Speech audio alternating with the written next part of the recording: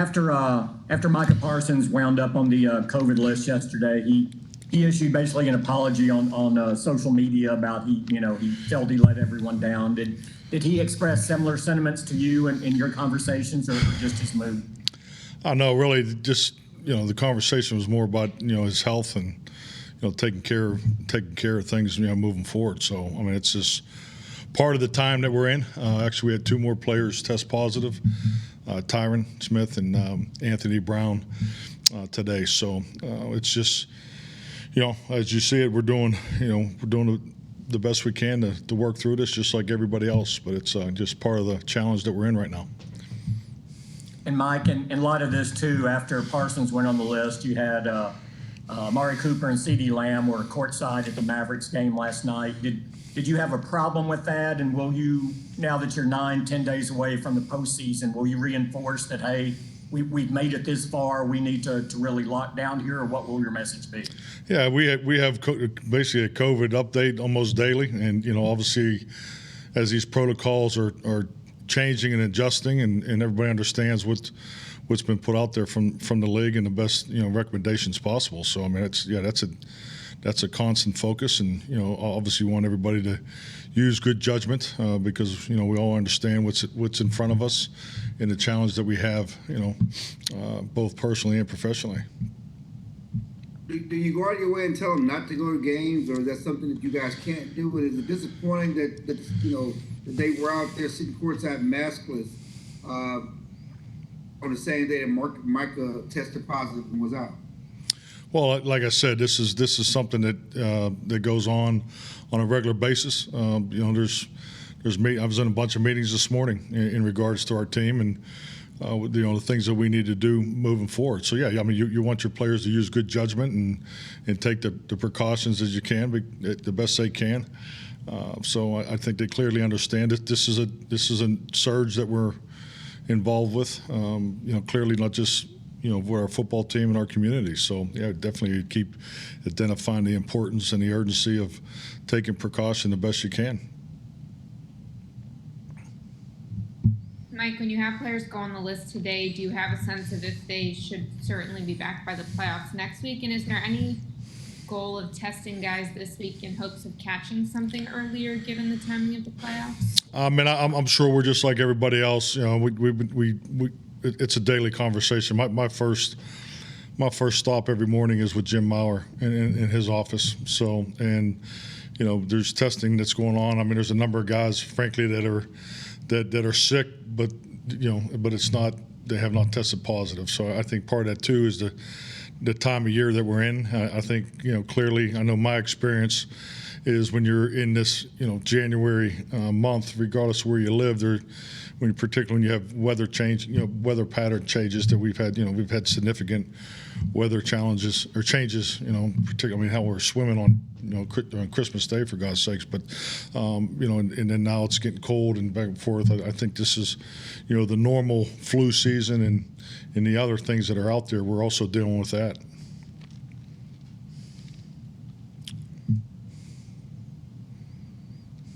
All right.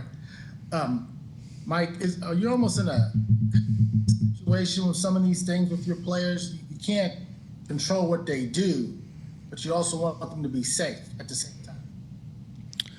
Yeah, definitely. I mean, I think just like anything, you have parameters, and you have, education is the best source. We're all adults here.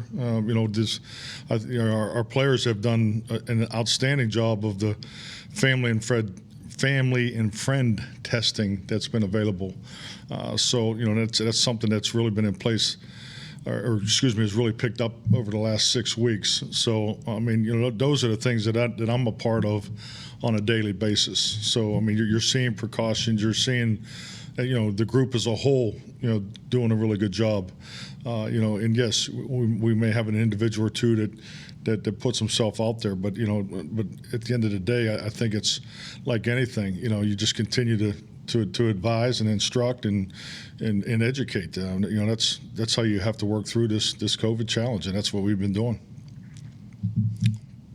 Which guys are the ones who won't be around today because of their symptoms, even though they haven't tested positive?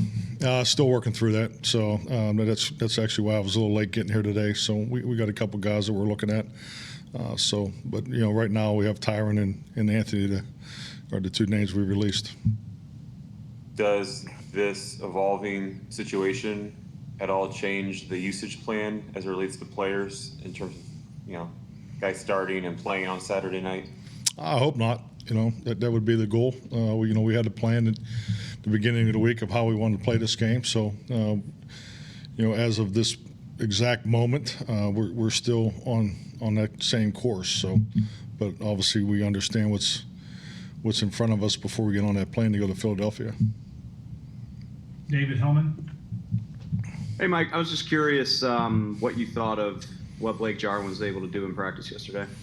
Thought Blake had a nice day. I mean, really coming off of Saturday, I know I spoke on that, but I think he's put together two really good days. I mean, it's exciting. Saw him this morning, a little sore from yesterday, so that's to be expected. But I know he felt really good, and just going off his comment, don't watch me walk, watch me run. So he's definitely running a lot better than he's walking. So, but I thought he looked good yesterday. So we'll see what today brings. Obviously, there's not a whole lot, but tomorrow will be a big day for him. So we're going to try to give him as much as we can tomorrow to see if he'll be ready to go. Not to oversimplify it, but it seems like him and Dalton have fairly similar skill sets. What is having those two guys available in 12 personnel, what does that do for your offense, having them together? Well, I think just what you brought up, 12 personnel. I mean, just the fact that we could maybe do more of it. I think this, when you have two tight ends that can do, really good things in space and have, matchup challenges, it gives you the flexibility to play more 12 concepts that you normally play in 11. So, but also create, an 8-gap run surface for defense to defend. So, I mean, that's to me is always the beauty of 12 versus 11, because, you can get into all your one back and no back schemes easily in 12, but you still have your 2 back and your 8-9 hole gap challenges to a defense as far as how you want to run the ball. Ed Werder.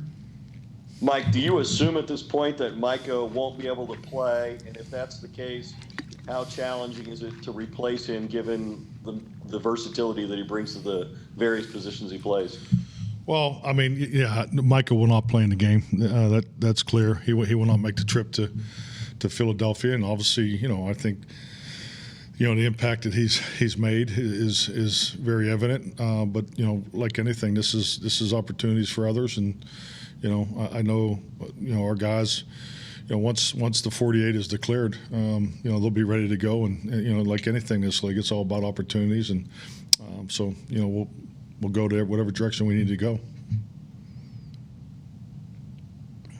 Mike, you've been very proactive with your COVID protocols, sometimes even instituting things before the league mandated anything to handle this. With Micah getting it now, and Tyron and Anthony Brown, are you at doing some more things here? Will you go back to virtual? Are you going to put any other protocols in place, or how do you approach it from this point on?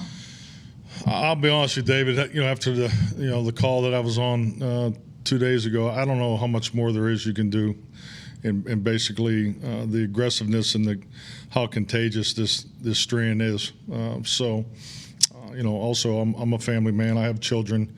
And have an understand what's going on in the school systems and what's going on around us, outside of our organization. So this is a very contagious time right now. I mean, this is a surge that's going on, throughout our community and frankly throughout our country. So, we just got to keep, staying true to. I mean, the players have done an outstanding job of wearing masks, and we're social distancing, so we're doing the things, really we're in the same format that we were in last year, but I think it's clearly much better than last year because we have the education and the experience of last year. So, we are taking the steps, but we're dealing with a different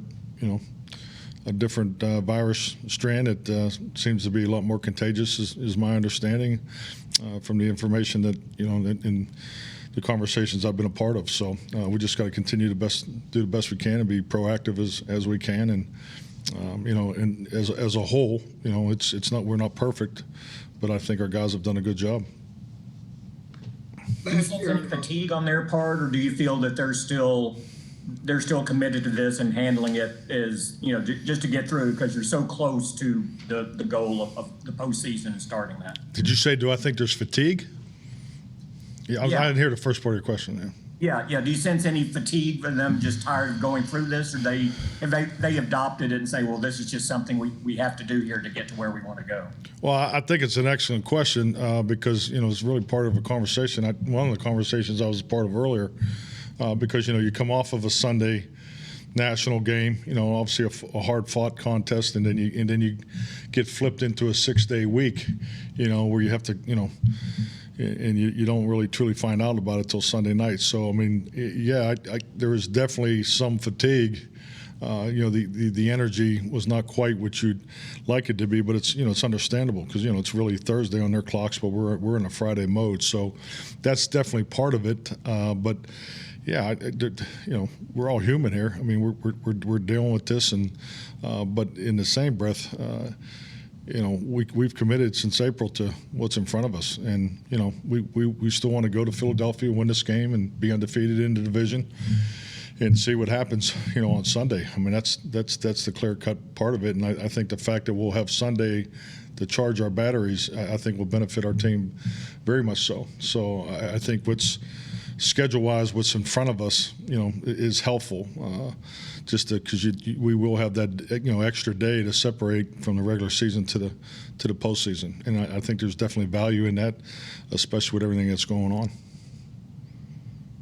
With guys testing positive this late in the week, is there any concern about them being ready for the playoffs next week, or even or be able to practice before the end of the week? Yeah, I mean, my understanding, obviously, they'll be ready by Tuesday or Wednesday, just based off of their symptoms and things like that. So, you have players that do have the ability to test in early.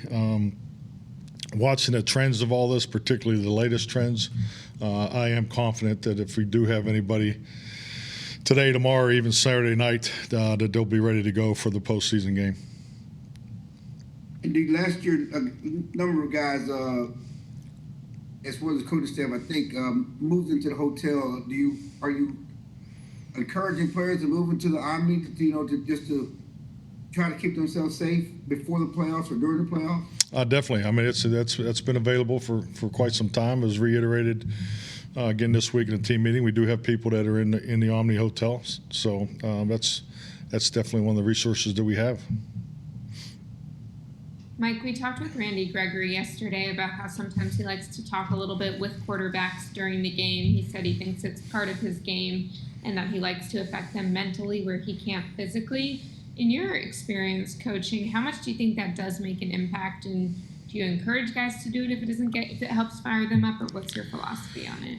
Well, I think the obvious too. It goes both ways. I've had quarterbacks, particularly one quarterback that spends a lot of time talking to the defensive guys too, and felt strongly that it benefited him and what he was trying to accomplish. So, I think it's all part of the contest. It's all part of the game. It's whatever category you want to put it under.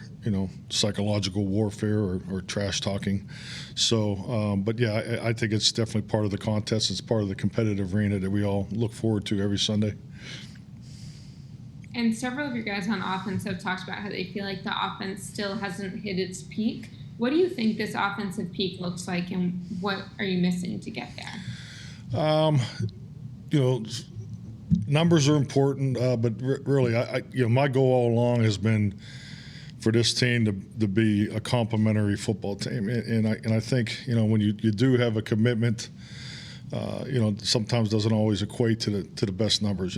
Trust me, we want to be better in every situation. We're always working towards that. Whether it's red zone, third down, and so forth. But and I'll state it again. Running the football is important, not only to the offense, but it's important to the whole football team. So just staying in tune with those things is what's most important. And I think it's just like anything. When you do have explosive moments and you put up numbers the way that we have, there's an expectation, and that's great because we have the same expectations. But our perspective is, what's going to put us in the best position to win, and to win Saturday night against Philadelphia. You're talking about the number one run offense in the league. So that's they have the same type of mentality because obviously running the football as effectively as they have is the time of possession is a big weapon for them, and it definitely helps their defense. So I think just keeping things in perspective. I think the fact that we can score points is something that I'm encouraged and excited about because over the course of 16 games we've scored a lot of points, and that's reflected in our rankings. So I don't lose sight of that. I understand it's we have the opportunity and the collaboration in this fine setting that we're in today, as far as, convenient criticism through statistics. It's a game I enjoy playing every day when I walk in here, but, that's part of it. But our focus is on, the little things, like last week, you're going to have penalties. We don't want penalties. We work hard at penalties, but third down penalties are, that's the worst down to get a penalty on. So just staying in tune with that. So, just continue to work.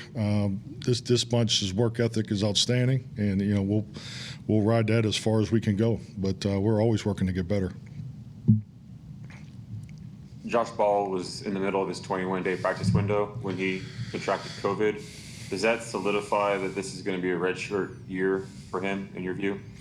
My understanding is because he's, COVID protocol this week, that his third week will be extended to the postseason. So we'll continue to evaluate that with Josh. How has he looked overall, just for a guy who hasn't? He's looked good. We wish we'd have more padded work. That was part of the timing. My plan was to be in pads this week, so we had planned on having a padded Thursday this week, but going to a 6-day schedule that was erased, and on top of it he had COVID too. So he's definitely healthy. He's done a really good job in the weight room and the training part of it. So he's a young player, needs reps. We'll finish up here with Kelvin. How's Kelvin Joseph look with these extended snaps on the defensive side? Thought he's done a really good job. I think it really started, in special teams. You look at his special teams work. He's put together a couple really good games, and I think having to play without preparation is always a nice hurdle. You like to see a young guy get over. It's one thing to get thrown in there on a Saturday or a Sunday, when without any prep, and I think that's a great experience that he's now has in his wheelhouse. So, but now that he's had a chance to, get some reps, with Anthony now being out for the game, Anthony Brown. So, this will be a great opportunity for him, and love the way he competes. I think there's a couple times where, he had the one, now route that they smoke or whatever you guys call it. He was a little soft on the coverage and pre-snap, but just things like that to learn from. But I think he's been competitive these last 2 weeks, and hopefully he can build off it. Good. Okay, thank you. Thank you, Mike.